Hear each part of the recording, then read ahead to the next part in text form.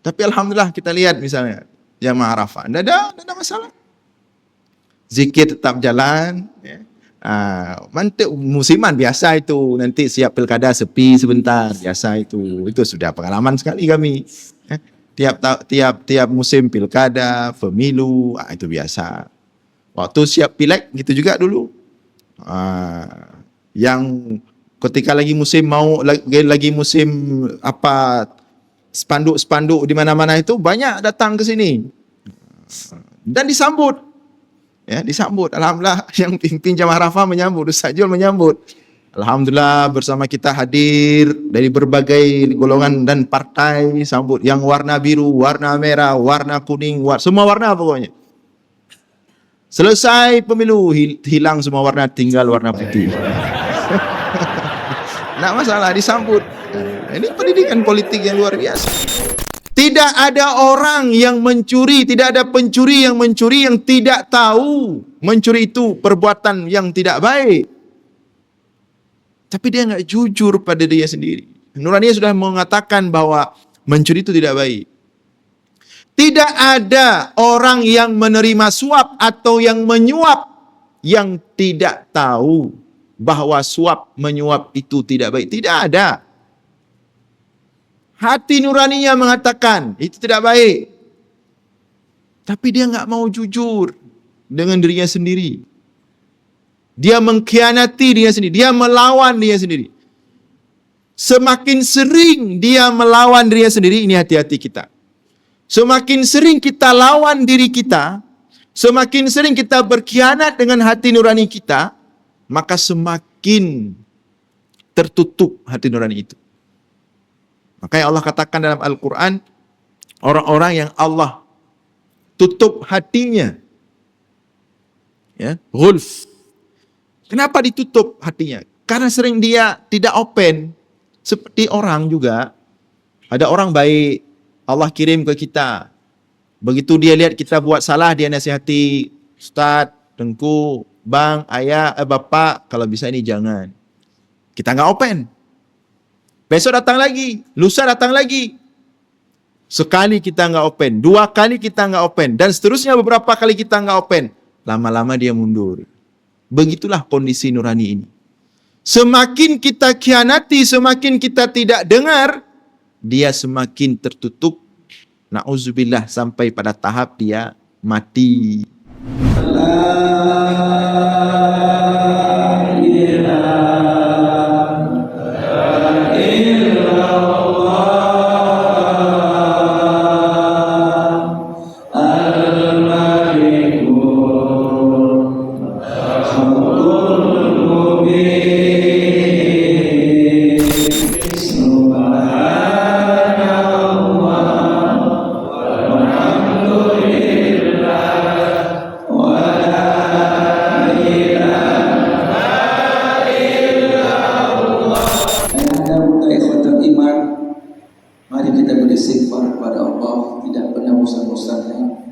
Mudah-mudahan seluruh aib-aib kita ditutupi oleh Allah Subhanahu wa taala. Mudah-mudahan Allah ampuni, maafkan seluruh dosa-dosa kita dan Allah terima taubat kita. Dan mudah-mudahan insyaallah Allah beri kepada kita kesempatan bertaubat sebelum ajal menjemput kita. Dan mudah-mudahan dengan doa taubat Nabi Adam Nabi Yunus ini Allah tidak azab kita pada akhirat atas dosa-dosa yang telah kita lakukan. Rabbana zalamna anfusana wa in lam taghfir lana wa tarhamna astaghfirullahaladzim ya Allah, astaghfirullahaladzim ya Rahman, astaghfirullahaladzim ya Rahim, astaghfirullahaladzim. Yang mulia para alim ulama, semua pendukung kami yang hadir di sini, khusus Ketua BKM, Pak Imam, Pak Kecil, Tuhan Pun, Tuhan Pakat, Lapas Kota yang kami cintai ini, dan Lapas Aceh yang kita cintai ini, dan seluruh jamaah terdiri dari semua golongan dalam bisa masyarakat. Alhamdulillah, pemilihan umum sudah selesai. Jadi setelah ini tidak ada lagi dusta di antara kita. Ada yang pilih 01, 02, 03, 04, sekarang sudah tidak ada lagi. Mari saatnya kita memperkuat silaturahmi di antara kita. Maka itu ayahanda bunda ikhwatal iman, kalau mau cari kesuksesan di dunia harus diridhoi sama Allah. Jangan sampai dilaknat. Hati-hati ya, jangan sampai dilaknat oleh Allah jalan-jalan. Karena kita rindu pemimpin-pemimpin yang mengajak kita bertobat. Kita rindu pemimpin-pemimpin yang beriman dan bertakwa kepada Allah. Dia tahu mana dosa dan mana yang berbahaya. Maka itu kita doakan terus, insya Allah hadir untuk kita nanti pemimpin-pemimpin yang mengajak kita ke surga, bukan ke neraka jahanam. Maka itu ikhwatal iman, mari sama-sama kita mendengarkan tausiah dari guru kita bersama. Sebelum itu ada sebuah pengumuman, insya Allah Ahad depan kita akan mengunjungi Masjid Baitur Rahmah di Kampung Keramat di belakang Tower BSI. Mari sama-sama kita ajak teman-teman, sahabat-sahabat kita, karena pemilu sudah selesai, saatnya kita bersatu. Jangan gara-gara dunia kita putus silaturahmi di antara kita. Itu semua dunia. Jangan sampai putus silaturahmi kita. Ke masjid tetap ke masjid. Jangan gara-gara salah pilih, ya beda pilihan nggak ke masjid, nggak bergabung lagi. Ini yang tidak kita inginkan. Maka itu mari sama-sama kita mendengarkan tausiah dari sama Ustaz Muslim LCMA pada Syekhuna Mukarram. Faitafadhal mashkur. Assalamualaikum warahmatullahi wabarakatuh. Alhamdulillahilladzi bi ni'matihi tatimmus shalihat wa bi fadlihi tatanazzalul khairat wal barakat wa bi taufiqihi tatahaqqaqul maqasid wal ghayat. Allahumma salli wa sallim wa barik ala sayyidina wa maulana Muhammad wa ala alihi wa sahbihi ajma'in, amma ba'd. Puji beserta syukur senantiasa selalu kita persembahkan kepada Allah Subhanahu wa taala atas segala limpahan rahmat, karunia dan nikmat-Nya kepada kita semua. Dan baru saja kita merasakan nikmat yang sangat besar dari Allah berupa taufik dan inayah untuk dapat menikmati salat subuh secara berjamaah. Mudah-mudahan nikmat Allah ini terus Allah berikan kepada kita hingga akhir hayat kita nanti. Selawat beriringkan salam juga kita sampaikan kepada baginda Rasulullah sallallahu alaihi wasallam, kepada seluruh keluarga dan sahabat-sahabatnya sekalian. Hadirin jamaah sekalian yang dimuliakan Allah, ada satu sifat yang sangat agung dan tinggi nilainya, yang mana sifat ini diberikan oleh Allah atau disematkan oleh Allah kepada hamba-hambanya yang paling mulia, para rasul, para nabi, para aulia. Sifat itu adalah as-sidq. Maka mereka yang memiliki sifat ini Allah sebut dalam Al-Quran as-siddiqin atau as-sadiqin, as-sadiqun, as-sadiqin, yang kalau kita terjemahkan secara literally dalam bahasa Indonesia adalah sifat jujur. As-sidqu adalah sifat jujur. Dalam Islam, sifat jujur tentu bukan hanya berkaitan dengan lisan. Meskipun secara bahasa Indonesia kita memahami namanya jujur itu ya berhubungan dengan lisan. Artinya kalau berbicara tidak berbohong. Tetapi dalam Islam, as-sidqu atau sifat jujur memiliki makna yang besar, memiliki makna yang luas, memiliki makna yang dalam. Bukan hanya tentang lisan yang berbicara tidak bohong. Maka dalam Islam ada namanya as-sidqu ma'allah, as-sidqu ma'an nafsi, as-sidqu ma'al khalqi, jujur dengan Allah, jujur dengan diri sendiri, jujur dengan sesama makhluk Allah. Sehingga jujur dibagi kepada 3. As-sidqu ma'allah, jujur dengan Allah, jujur dengan diri sendiri, dan jujur dengan sesama manusia, tentu dengan sesama makhluk Allah. Jujur dalam Islam harus dimulai dengan as-sidqu ma'an nafsi, jujur dengan diri sendiri. Sehingga di sini makna jujur tidak dalam hal berbicara, karena kita tidak mungkin bicara dengan diri sendiri. Tapi as-sidqu ma'an nafsi, jujur dengan diri sendiri, dan itu adalah langkah pertama untuk seseorang memiliki akhlak jujur sebelum dia kemudian dapat jujur dengan Allah dan dengan sesamanya manusia. Yaitu jujur dengan diri sendiri, as-sidqu ma'an nafsi, jujur dengan diri sendiri. Maknanya jujur dengan hati nuraninya sendiri. Karena hati nurani itulah yang paling bersih dalam diri manusia. Sejahat apapun manusia, seburuk apapun manusia, Allah berikan hati nurani, itulah fitrah dia.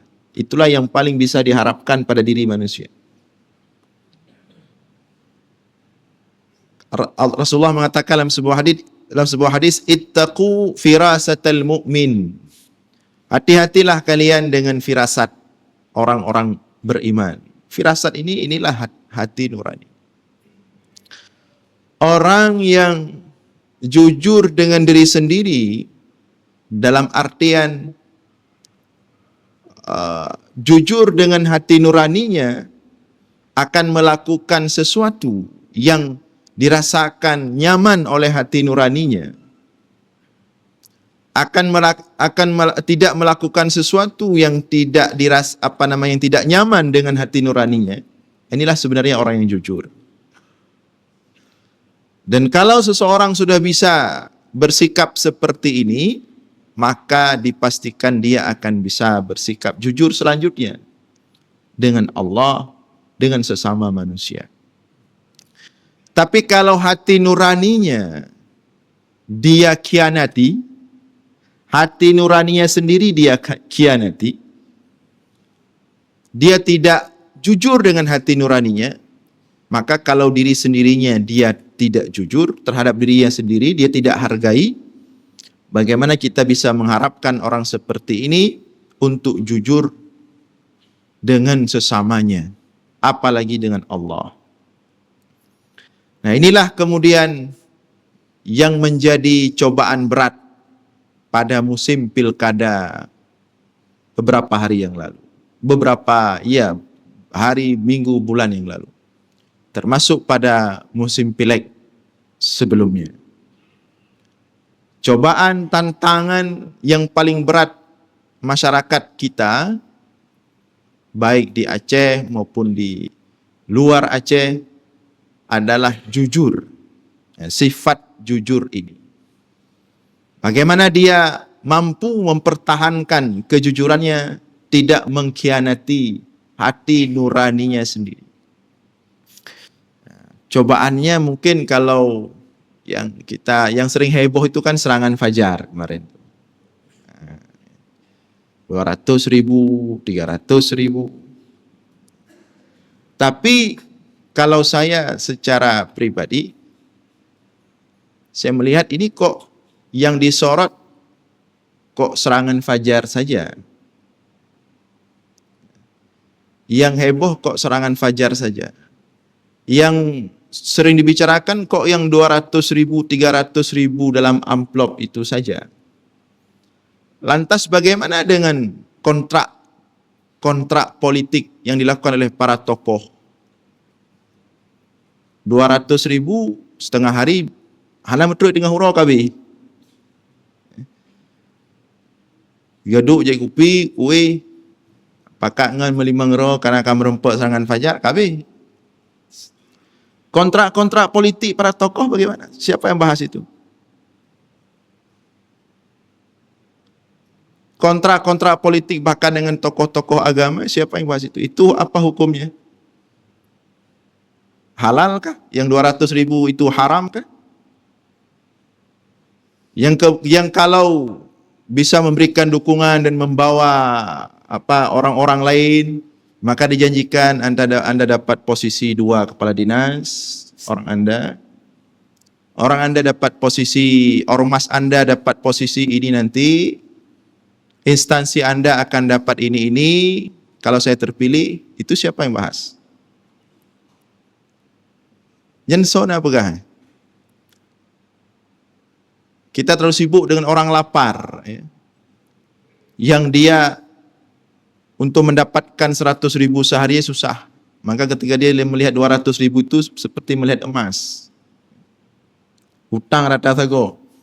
Orang me becak, orang jualan di kaki lima untuk dapat laba sehari 100.000 saja kadang-kadang susah. Morat marit. Tapi kita serang mereka. Udah kena serangan fajar, kita serang lagi di mimbar-mimbar. Ya. Yang para elit, siapa yang serang? Siapa yang ini? Nih kalau saya terpilih, nanti masalah haji anda bereskan. Ada anak-anak kemundron mandum. Kita urus sebagai petugas, apakah potensial, apakah punya kapasitas atau tidak. Isteri yang kedua, ketiga ikut semua, nanti petugas haji. Siapa yang bahas itu? Posisi-posisi ini, posisi-posisi itu, nanti bagian-bagian ini, siapa yang bahas itu? Sama seperti orang yang, seperti kadang-kadang kita merasa risih, tidak nyaman kalau sedang duduk-duduk ngopi, datang orang minta-minta sedekah, ya. Minta 1.000, 2.000, kita merasa tidak nyaman, langsung berubah pembahasan, kiban leuru minta sedekahnya puana sauru. Tapi ketika kita duduk sama orang-orang yang minta-minta dalam posisi elit sedikit, minta-minta proyek, dapat proyek tidak sesuai prosedur, ya. Kemudian jual sana, jual sini, proyek dioper-oper, kita nyaman duduk dengan mereka. Tabak pri yang awalnya. Tak tayang long, kipan na pakat-pakat gonyo proyek dumka. Yang minta-minta seperti ini kenapa kita tidak risih? Justru kita tanya, tawi apa payan pakat lo. Ya. Kahawa te ayam pramugari katrip kahana kena. Kembali cair ya. Ini kenapa kita tidak merasa risih, merasa nyaman? Kenapa kita enggak berbicara tentang mereka? Kenapa kita selalu ribut tentang orang-orang lapar itu yang di pinggir jalan, yang mereka hanya dapat 1.000, 2.000 rupiah itu? Maka persoalan harus komprehensif, harus menyeluruh, harus dibahas semua. Dan solusinya tidak ada lain. As-sidqu ma'an nafsi. Jujurlah dengan diri sendiri. Tanya pada diri sendiri. Tanya pada hati nurani. Dan hati nurani malah sebelum kita tanya, dia sudah memberitahukan kita. Cuman kita tidak mau mengikuti dia. Kita suka mengkhianati dia. Dan kita lihat perkembangan, tapi sudah mulai ada perubahan. Kalau dulu ndak ada cerita independen lewat, ndak ada cerita. Tapi ini luar biasa kali ini. Independen bisa ada yang lewat, ada yang lolos. Ini merupakan satu hal yang perlu kita syukuri. Maksudnya kesadaran masyarakat untuk jujur pada diri sendiri itu sudah tinggi. Nyo ke hati-hati partai-partai PHGT, nyo ke independen kamu mulai. Ini satu hal yang positif. Karena berbicara tentang demokrasi, negara demokrasi jujur apa adanya saja. Tetap rakyat, apapun cerita rakyat. Kalau mau disalahkan harus salahkan rakyat. Karena yang pilih banyak rakyat. Itu negara demokrasi ya. Kalau mau menyalahkan pemimpin, menyerang pemimpin secara mutlak, itu ke Arab Saudi bisa, karena itu di sana sistem kerajaan. Ke negara-negara Teluk, Qatar, Oman, Kuwait, itu bisa. Mau ngomong ke raja, ke pemimpin apa yang kalian buat ini. Cuman ya resikonya begitu ngomong langsung bawah tanah ya, langsung masuk bawah tanah di sana. Tapi kalau negara demokrasi tidak bisa. Anda mau protes siapa? Anda yang pilih? Mereka tidak bisa naik kalau bukan rakyat. Maka negara demokrasi sesuai dengan ketentuannya bahwa kekuasaan tertinggi di tangan rakyat, maka yang harus paling bertanggung jawab kita rakyat. Jadi tidak fair kalau kita hanya menyalahkan si yang calon-calon itu. Nah, walaupun ini nggak datang, mereka ini sudah selesai pilkada. Nah, itu lain cerita. Ya. Tapi kita nggak fair kalau hanya menyalahkan mereka. Ini kenapa ini sudah ada video dibagi-bagi ini, dibagi-bagi itu. Masalahnya mereka kalau nggak bagi-bagi nggak diterima. Hari ini saya mau kampanye ke kampung Bapak. Pernah neme? Padi neme? Pernah rencana kontrak kamu? Nyo, tim kamu nyo ikhlas beramal nyo hana puna nyo. Langsung dijawab sama Pak Kecil lah, ada asistennya lah, nggak enak kalau Pak Kecil langsung ngomong masalah transaksi itu kan. Oh, nyo menan nyo Pak Kecil dengan sibuk saya mula demo pre. Jadi nggak bisa, kita nggak fair. Kalau nggak ada yang minta, mau kasih ke siapa mereka? Jadi kita harus fair. Karena ini negara demokrasi, bukan negara monarki absolut, bukan negara kerajaan. Jadi nggak boleh kita hanya menyalahkan di sana, sedangkan kita biasa-biasa saja di sini. Padahal kita yang menyebabkan kadang-kadang itu terjadi tanpa kita sadari. Maka as-sidqu ma'an nafsi, jujur terhadap diri sendiri, ini satu akhlak yang harus kita bumikan mulai daripada rakyat dulu. Dan alhamdulillah sudah menghasilkan berkat ya, seperti yang kita rasakan ini, ya, gerakan-gerakan jamaah subuh, ya, jamaah Arafah, sudah bertahun-tahun terus mendidik umat. Terus membekali umat dengan akhlak yang mulia, dengan sifat-sifat jujur tadi. Ada orang baru ribut masalah politik. Oh, ini kita ustaz-ustaz tengku-tengku harus bicara tentang politik. Yang baik, ini mau pilkada, mau pileg. Jamaah Arafah sudah berapa belas tahun ngomong masalah politik. Setiap subuh minggu disampaikan akhlak. Yang akhlak itu bisa dipakai untuk semua, bukan hanya politik.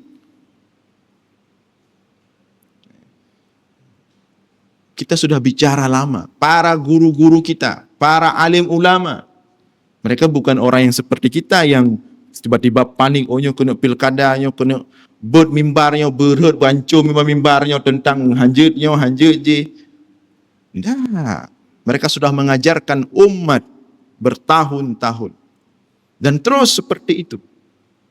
Tentang akhlak yang bisa dipakai bukan hanya dalam bidang politik, dalam bidang pendidikan, dalam bidang sosial, dalam bidang berbagai macam lini kehidupan. Ya, terus diajarkan. Alhamdulillah. Ada hasil tentu walaupun tidak secara langsung. Pelan-pelan ada perubahan. Alhamdulillah. Jadi kali ini banyak hal yang positif kita lihat dan kita harus mengapresiasi itu. Dan kita harus mensyukuri itu dan mudah-mudahan makin ke depan terus kita semua masyarakat menghidupkan sifat jujur terhadap diri sendiri dengan hati nurani. Tidak mudah dibeli, tidak mudah dibawa-bawa. Baik itu yang masyarakat yang sering kita protes maupun para tokoh-tokoh ini. Ini Jamaah Arafah ini termasuk inspirasi ini. Saya dapat informasi senyap-senyap yang pimpin Jamaah Arafah banyak tawaran kemarin. Tapi beliau tolak. Tapi di belakang itu entah ada 1-2 yang lolos tawaran, itu enggak tahu juga. Cuman yang ada yang tawarkan malah posisi wakil, tapi manajemennya menolak, itu luar biasa. Jadi berbicara politik itu bukan hanya berbicara, oh kita ini harus peduli, bukan sepintas itu, tidak sesederhana itu masalah politik. Kalau enggak kita yang pegang, bukan itu, memang itu salah satu. Tapi pendidikan politik yang lebih penting. Dan contoh berpolitik yang sehat, yang sifatnya bukan hanya sementara. Kita tunjukkan, dan harus dimulai dari tokoh-tokoh ini. Dimulai oleh orang-orang yang kita jadikan panutan, orang-orang yang kita harapkan ilmu keberkahan mereka. Tapi kalau yang di atas sudah mengambil posisi, kan kita goyang juga. Tengok kiban, mana tahu. Tapi alhamdulillah kita lihat misalnya Jamaah Arafah, tidak ada masalah. Zikir tetap jalan. Mantik musiman biasa itu, nanti siap pilkada sepi sebentar, biasa itu sudah pengalaman sekali kami. Tiap musim pilkada, pemilu, itu biasa. Waktu siap pileg begitu juga dulu. Yang ketika lagi musim spanduk-spanduk di mana-mana itu banyak datang ke sini. Dan disambut. Disambut. Alhamdulillah yang pimpin Jamaah Arafah menyambut, Ustaz Jul menyambut. Alhamdulillah bersama kita hadir dari berbagai golongan dan partai, sambut yang warna biru, warna merah, warna kuning, semua warna pokoknya. Selesai pemilu, hilang semua warna, tinggal warna putih. Tidak masalah, disambut. Ini pendidikan politik yang luar biasa. Jadi persoalan politik ini bukan hanya praktik, bukan maksudnya politik praktis. Ada yang lebih penting pendidikan politik. Yang tidak mesti langsung terlibat dalam politik praktis. Kita ajarkan umat. Dan bagaimana kemudian kita bisa menjaga diri, memposisikan diri untuk kepentingan umat yang lebih besar, yang lebih jangka panjang daripada kepentingan sesaat. Coba misalnya kalau Jamaah Arafah kemarin menerima kontrak itu misalnya, atau bahkan menerima tawaran, oke, kita siap bekerja, kita punya mesin besar misalnya, ini misalnya ini ya. Posisi saya siapa? Posisi saya wakil atau langsung wali kota, kita siap punya mesin besar. Sekali ceramah aja berapa kamera ini, apalagi kalau jadi mesin nanti mesin politik. Iya, akan positif hasilnya. Sehingga Jamaah Arafah 4 tahun ke depan, mohon maaf, majelis zikir lain geser dulu. Kalau jadi, maka semua zikir dimanapun bergelora, semua pakai peci Arafah. 4 tahun, mohon maaf, 4 tahun tok. Selesai itu mau ke mana Arafah? Ini belum pinggir sekali ini. Masih walaupun udah agak ujung nih Lampasi Aceh. Kalau jadi ikut sebagai mesin politik selesai 4 tahun ke depan, selesai heboh seluruh Banda Aceh misalnya, selesai 4 tahun, mohon maaf cari ujung terus Jamaah Arafah, nggak bisa lagi dapat di posisi. Kalau sistem atau kebaikan seperti ini digantungkan pada politik, yang mana politik itu rapuh dan terbatas waktunya, maka siap-siap program-program yang baik seperti ini, yang mulia seperti ini juga akan mengikuti dengan masa politik. Dan itu kita saksikan. Di mana-mana orang lain, misalnya yang sudah kita bahkan tingkat pusat, yang capek ini orang pendidikan. Ini PKM orang pendidikan, beliau kepala Riyab, Rul Islam Anak Bangsa. Berganti rezim, berganti menteri pendidikan, berganti kurikulum, berganti sistem. Bagaimana kita mau mencerdaskan anak bangsa kalau harus mengikuti gaya rezim? Dah capek kita atur, kita bentuk ini, kita latih guru dengan berbagai macam. 4 tahun kah berubah lo, 4 tahun kah berubah lo. Maka oleh karena itu, kita orang-orang pendidikan, kita orang-orang yang bisa kita katakan posisi kita sudah Allah muliakan. Jadi jangan sampai posisi mulia ini, posisi yang baik ini kemudian kita letakkan, kita sandarkan kepada sesuatu yang rapuh dan tidak selama-lamanya. Jadi solusinya adalah as-sidqu ma'an nafsi, jujur dengan diri sendiri, jujur dengan hati nurani. Ikuti hati nurani. Itu yang paling bisa kita ikuti dalam diri kita. Yang lain susah. Kalau ego, ego, nafsu, syahwat, kepentingan sesaat. Yang paling bisa kita harapkan adalah hati nurani kita. Kalau kita bisa, maka kita telah jujur dengan diri kita sendiri. Dan as-sidqu ma'an nafsi tentu bukan hanya berbicara tentang keputusan politik, tapi semua aspek kehidupan kita. Jujur dengan diri sendiri. Dalam berinteraksi dengan sesama kita, dengan istri di rumah, dengan suami, dengan anak-anak, pakai jujur pada diri sendiri. Suami kalau mau nasihati istri juga demikian, pakai jujur pada diri sendiri. Istri kalau mau nasihati suami juga demikian. Jangan sekali nasihati setengah jam, sejam, merepet terus nggak berhenti-berhenti, sejam sekali. Itu setiap hari.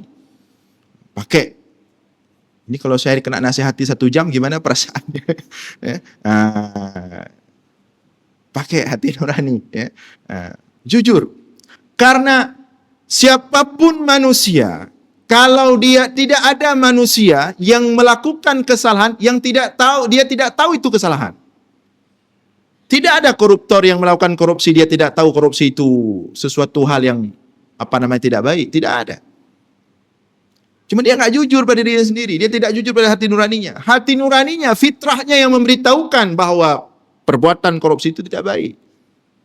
Tidak ada orang yang mencuri, tidak ada pencuri yang mencuri yang tidak tahu mencuri itu perbuatan yang tidak baik. Tapi dia nggak jujur pada dirinya sendiri. Nuraninya sudah mengatakan bahwa mencuri itu tidak baik.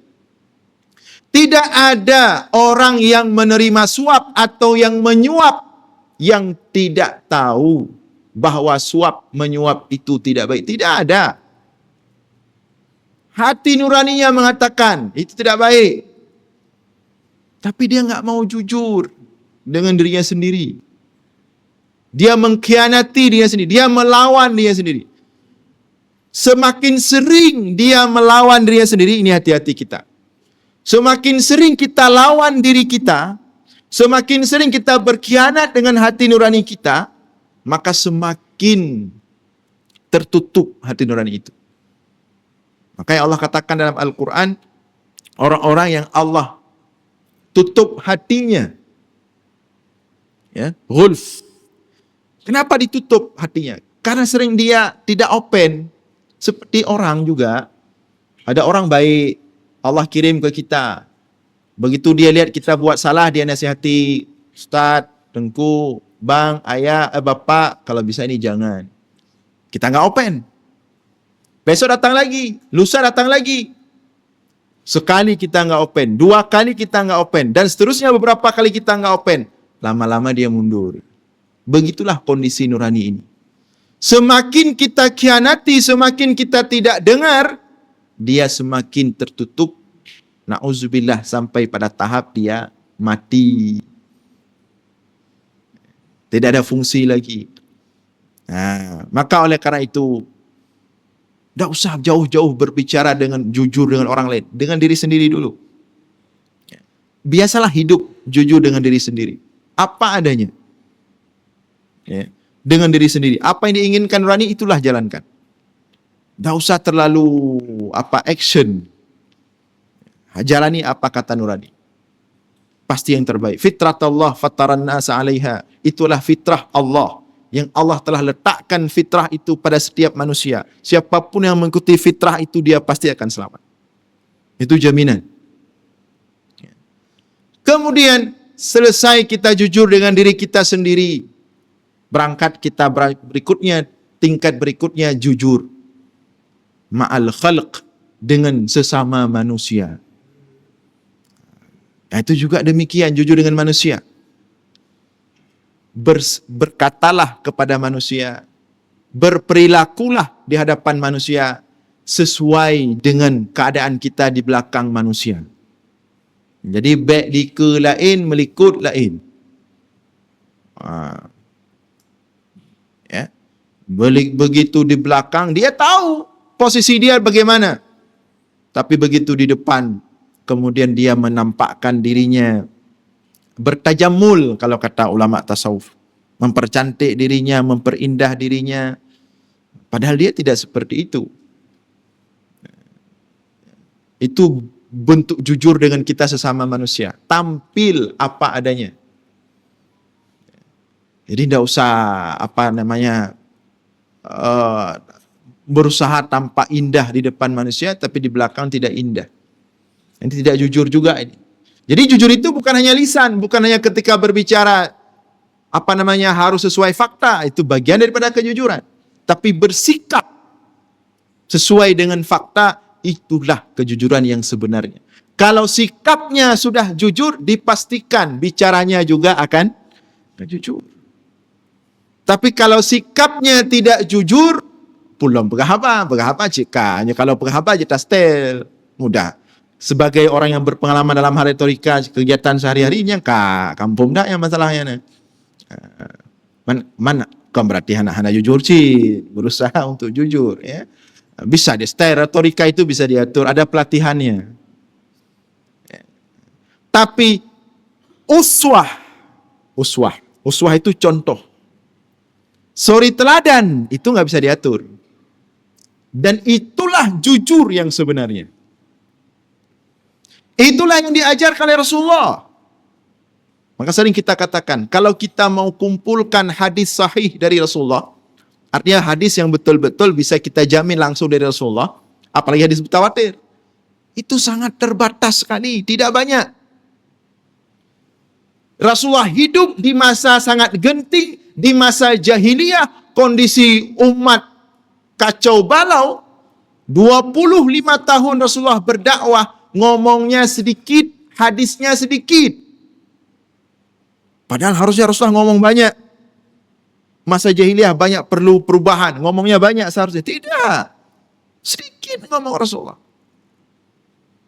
Dan terus bagaimana Rasulullah memperbaiki umat? Jujur dalam dengan manusia. Apa? Berperilaku. Ya. Uswah. Maka Allah katakan, laqad kana lakum fi rasulillahi uswah hasanah. Uswah, tampilkan uswah. Itu kejujuran yang sebenarnya. Contoh. Maka kita suka orang-orang yang berpolitik, yang dia sudah bisa kita lihat bertahun-tahun sebelum dia berpolitik. Ini mau pilkada tahun ini, dia sudah 2 tahun, 3 tahun, 4 tahun, 5 tahun sebelum pilkada, dia sudah menampakkan contoh kepada kita. Selalu bersama umat dalam masjid, bersama umat dalam zikir, bersama umat dalam kebaikan. Tapi hati sih. Saya dulu sempat heran ketika dulu ada kepala DJP Aceh. Beliau sekarang sudah pindah tugas, Pak Imanul kalau tidak salah. Bukan orang Aceh. Pak Imanul ya? Ya. Sekarang tugas di pajak Batam. Beliau mengatakan, seandainya politikus-politikus ini. Itu jangan ketika musim kampanye saja dia tampil, tapi bertahun-tahun, 4 tahun, 3 tahun kalau bisa. Dia betul-betul hadir bersama masyarakat, hadir bersama umat, hadir. Waktu itu saya pikir ini tidak mungkin. Dengan kondisi kita. Ya, tidak mungkin ini. Ternyata mungkin ada. Saya lihat ada satu dua ada. Tapi ya tetap tidak ini juga, dia tidak lewat juga. Tapi sebenarnya begitulah seharusnya. Uswah, contoh. Kita kalau di luar politik lah, kita dengan anak, jujurlah dengan anak. Jangan cangkecebit dengan anak. Ini banyak kita orang tua masih cangkecebit dengan anak. Anak nggak boleh merokok, orang tuanya merokok. Ini bagaimana? Ini konsepnya ini. Anak nggak boleh duduk di warung kopi lama-lama. Orang tuanya rutin. Pagi di mana, sore di mana. Ini bagaimana ini? Anak nggak boleh ngomong nggak sopan, tapi orang tuanya ngomong suka apa asal-asalan. Anak nggak boleh nggak baca Al-Quran, nggak boleh nggak hafal Al-Quran, tapi orang tuanya nggak pernah mau belajar Al-Quran. Anak selalu suruh disiplin bangun pagi, tapi orang tuanya siap bangunin anak tidur lagi. Ya. Seperti di pernah waktu itu di masjid di satu kabupaten kota di Aceh. Ada masjid waktu itu. Pernah saya ceritakan juga pengalaman safari Ramadan waktu itu ke sana. Masjid agung besar, cantik sekali masjidnya. Di ujung Aceh lah. Masjid cantik sekali. Besar. Nggak ada orang, nggak ada jamaah. Jadi ngobrol-ngobrol sama pengurus masjid. Ini bagaimana caranya untuk dimajukan apa yang dilakukan. Mereka mengatakan salah satu cara yang kami lakukan setiap subuh minggu. Seperti inilah. Setiap subuh minggu, tapi bukan untuk orang tua caranya, karena orang tua nggak mau datang. Untuk anak-anak kecil. Anak-anak kecil itu setiap subuh minggu di masjid itu disiapkan bingkisan hadiah besar-besar. Jadi anak-anak kecil yang ke masjid waktu subuh dikasih waktu pulang bingkisan hadiah itu. Dinampakkan, diatur di depan masjid. Banyak sekali bingkisan cantik-cantik dibuat, besar-besar. Lalu dibungkus sedemikian rupa, cantik-cantik sekali. Maka semua anak-anak ngomong ke orang tuanya, suruh antar subuh minggu ke masjid untuk dapat bingkisan itu. Saya bilang, mantap sekali itu, paten sekali itu, apa solusinya? Jadi, pasti yang intaannya orang cik jak cik. Itu bagus tuh. Kalau istilah di ini, orang Aceh, tipat tak, dua pat lu. Menumpak anak, menumpak ayah, ke masjid. Ternyata berlangsunglah minggu pertama. Betul-betul datang orang tuanya. Tapi kayak antar anak sekolah. Sebelum subuh, diantar anaknya ke masjid, ayahnya pulang lagi. Nanti siap subuh baru dijemput. Ini tidak jujur. Bukan hanya ngomong jujur itu. Sikap tidak jujur. Hanya menginginkan kebaikan, tapi diri sendiri tidak berbuat. Itu bagian daripada tidak jujur dengan manusia. Termasuk ini, ngomong untuk diri sendiri, penceramah, pendakwah, orang-orang yang mengajarkan umat. Kadang-kadang dalam berteori luar biasa, cipah aja. Nyokaron pengabar cikapah. Cuma yang baik sekali babu peniu. Makanya dulu kita lihat contoh-contoh alim ulama dulu walaupun sekarang memang sudah kurang Waktu mereka itu bangun pendidikan luar biasa. Mendagang dulu kedaya. Mendagang 10 tun, 15 tun, 20 tun, dia pulang ke kampung. Dia cari tanah, dia beli. Becut kecil. Ada pun dia minta-minta sama orang. Dia beli tanah kecil, kemudian dia beli kayu. Dia potong sendiri, dia bangun sendiri balainya. Dia aduk semen sendiri, dia susun bata sendiri, singet le becut dia. Tapi sendiri. Ini baru betul-betul jujur untuk umat, betul-betul ingin kebaikan untuk umat. Sehingga datang masyarakat, nyo gure kagum mulai kero kita nyo kibanyo kado tadu yo. Datang baru sama-sama membangun. Hari ini nggak ada seperti itu. Hari ini kalau nggak ada asisten nggak hanya hana urung mati lah hampah orangnya. Hari ini ya nah ban tingkat tengkurangkang punya kamu pada ya. Tingkat tengkurangkang mandang karena urung mati lah orangnya. Punya pedang Honda kan, anak payah parkir di gero karena urung parkir. Nah, itu bagian daripada sifat jujur kepada masyarakat. Uswah, tampilkan contoh. Kita kepada anak kita, kepada istri kita. Istri demikian juga. Istri juga demikian, jangan asik protes saja suami. Harus kasih contoh juga yang baik untuk suami. Coba istri, ibu-ibu, mulai sekarang cara menasihatinya dengan kasih contoh. Tapi nanti protes ibu-ibu. Kali dah bujuk contoh anak pom-pom, hai ustaz, anak pom-pom, mana anak pengertian. Tapi memang seperti itu seharusnya. Makanya Rasulullah mengatakan, kalau suami itu bangun tahajud, tapi harus bangun dulu. Bangunkan istrinya. Kalau istrinya belum bangun, percikkan air. Demikian juga istri kalau mau tahajud, tapi tahajud dulu, jalan dulu tahajudnya. Kemudian bangunkan istri pelan-pelan. Gak mau bangun, percikkan air. Kasih contoh dulu. Contoh dulu, uswah. Itu jujur dengan sesama manusia, uswah. Jangan protes orang sebelum kita memberikan contoh. Yang ketiga, dan ini adalah jujur paling besar. Walaupun banyak manusia tidak mampu melakukannya. Namun kalau sudah pada sampai tingkat ketiga ini, itulah jujur yang hakiki. Disitulah kemudian para rasul, para nabi mendapatkan gelar jujur. As-siddiqin, as-sadiqin.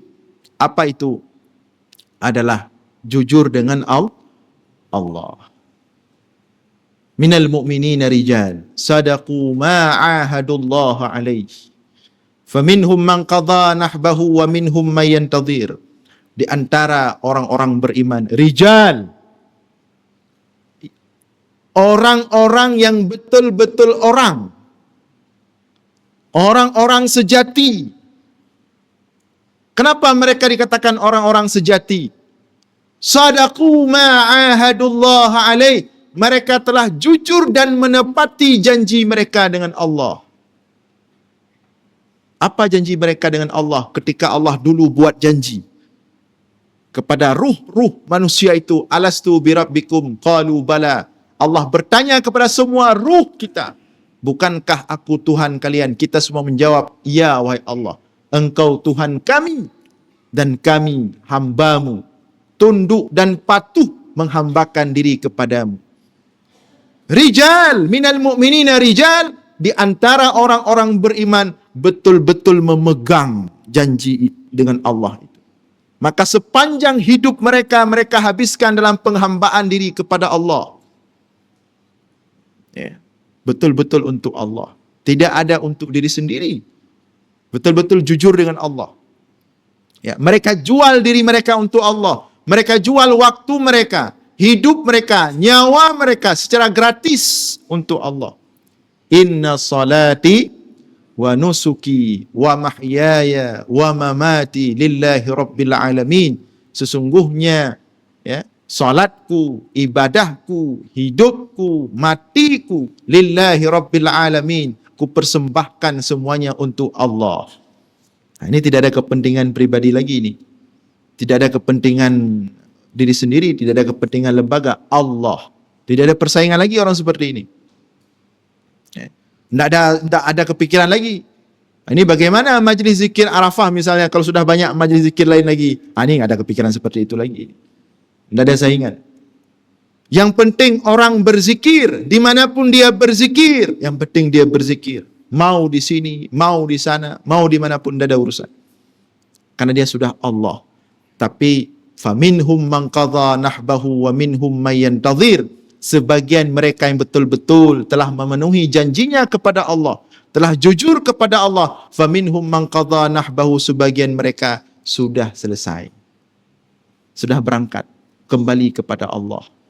Ini tinggal kita, apakah kita akan benar-benar berangkat nantinya dalam keadaan betul-betul telah memenuhi janji kita dengan Allah, telah betul-betul jujur kepada Allah, ya, bahawa kita tampil di dunia ini, menjalani kehidupan dunia ini sesuai dengan apa yang dijanjikan oleh Allah kepada kita.